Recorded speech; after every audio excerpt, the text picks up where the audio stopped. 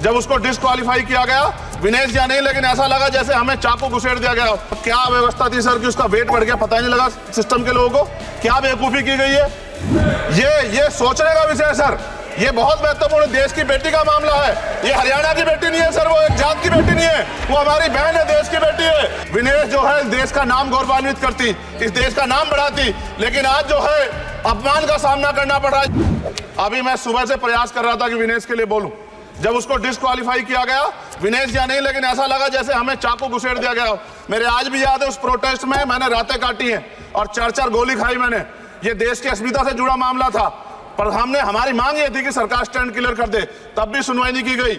जब मंत्री बोलने आए तो हमने उनसे कहा कि हमें कुछ इंफॉर्मेशन चाहिए, उस पर बात नहीं हुई। सवाल ये है सर, एक गोल्ड हमारे लिए आ रहा था और जब ये गोल्ड आता देश गौरवान्वित होता।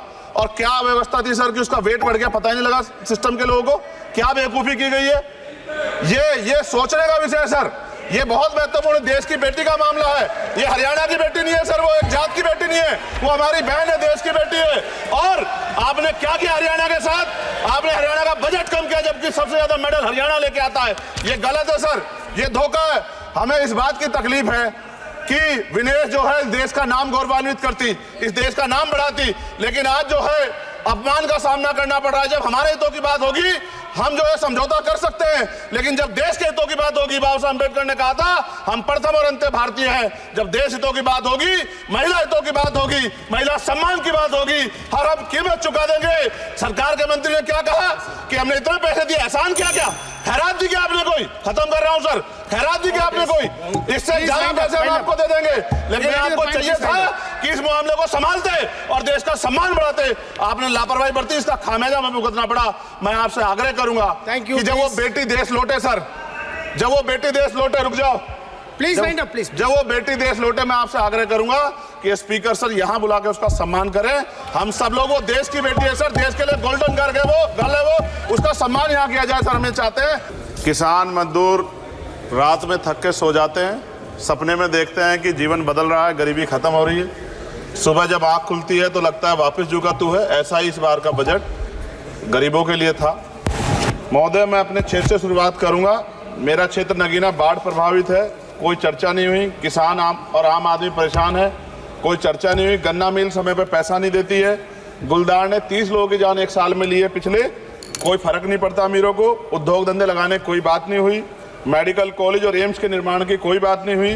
ग्रामीण क्षेत्रों में खेलों को बढ़ावा देना, स्पोर्ट्स कॉलेज की कोई बात नहीं हुई। महोदय, देश में भूमि सुधार किया जाए, लाखों बीघा जमीन जो है भूमाफियाओं ने कब्जाई हुई है, भूमिहीन लोगों को भूमि दी जाए, बिजली के दाम में कटौती की जाए, गरीबों को कम दाम पे जो है बिजली उपलब्ध कराई जाए, ठेकेदारी प्रथा, संविदा, लेटर एंट्री खत्म की जाए, पक्की नौकरी दी जाए। निजीकरण की वजह से सरकारी नौकरियां लगभग खत्म हो गई हैं। मेरी मांग है, और मैंने निजी विधेयक भी पेश किया था, कि निजी क्षेत्रों में SC ST की OBC के लोगों को आरक्षण की व्यवस्था कराई जाए और पुरानी पेंशन बहाल की जाए। लोगों के पास एक तरफ सरकारी योजना चलाकर प्रधानमंत्री आवास योजना जो है उसके नाम पर मकान दिए जाने की बात होती है, वहीं दूसरी तरफ लखनऊ के अकबर नगर को तोड़ दिया जाता है। नवी मुंबई में के खार घर में What is his name? Patil. Patil is not from caste. No, this is the caste. उसकी जार He's a casteman, Chandrasekhar. No, this Patil. Mike नहीं है सर, बंद कर रहे हो sir? Independent. This is independent. आ गया, धन्यवाद। हमारे लोग सर आर्थिक रूप से बड़े कमजोर हैं और 2 अप्रैल 2018 के मुकदमों के लिए कई बार सरकार से बात हुई, वापस नहीं हुई। उनको वापस कराया जाए। भीमा को वकीलों को बहुत पैसे लगते हैं सर।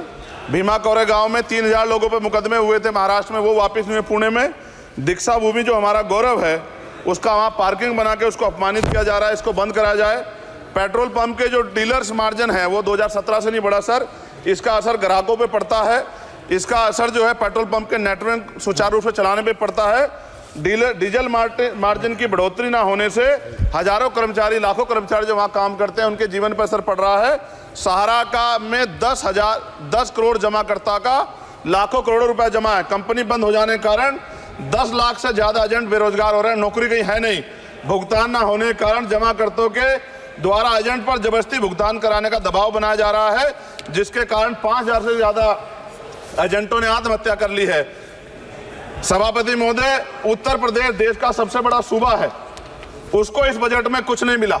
और बहुत सारे मेंबर, 80 के लगभग हम मेंबर जो है उत्तर प्रदेश जीत के आए, ना के बराबर मिला। यूपी में 25 करोड़ से ज्यादा आबादी है उत्तर प्रदेश के अंदर, 5 किलो राशन सरकार दे रही है, लेकिन जीवन जीने के लिए काफी नहीं है। और भी बुनियादी सुविधाओं की जरूरत पड़ती है। अगर इज्जत की जिंदगी चाहिए उसके लिए सरकार के पास कोई उपाय नहीं है।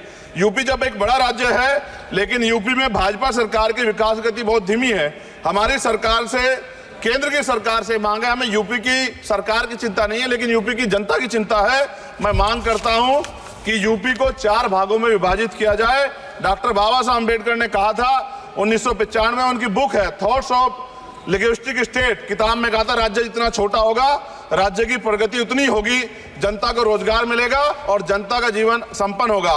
मोदी, एक बात मुझे आपसे कहनी है, आपने भी ये विषय उठाया था जब आप अपनी बात रख रहे थे, शेड्यूल कास्ट के साथ जो धोखा किया गया सुप्रीम कोर्ट के जरिए, आप इस बात को इस तरह समझे, 1.5 साल पहले मैंने मांग की थी, अगर इतना हितैषी हमारे लोग होते तो जब EWF 10% दे सकते हैं तो 5% शेड्यूल कास्ट के उन जातियों को दिया जा सकता था। लेकिन दृढ़ संकल्प और इच्छा शक्ति नहीं है गरीबों के उत्थान की, साथ साथ ओबीसी की जातियां उनको भी दिया जा सकता था। ये जो हमारे साथ खेल किया गया है, ये खेल जो है इसमें बहुत गुस्सा है, सरकार को संज्ञान लेना चाहिए और सत्ता और विपक्ष दोनों जो है अपना स्टैंड क्लियर कर दें, क्योंकि दलित समाज, आदिवासी समाज इसको देख रहा है, वो भूलेगा नहीं। जो उनके गले काटने काम करेगा उनको भूलेगा नहीं। बहुत बहुत धन्यवाद, आपने बात रखने का मौका दिया। महिला विरोधी चुप रहे, थैंक यू कोई महिला विरोधी नहीं बोलेगा बीच में।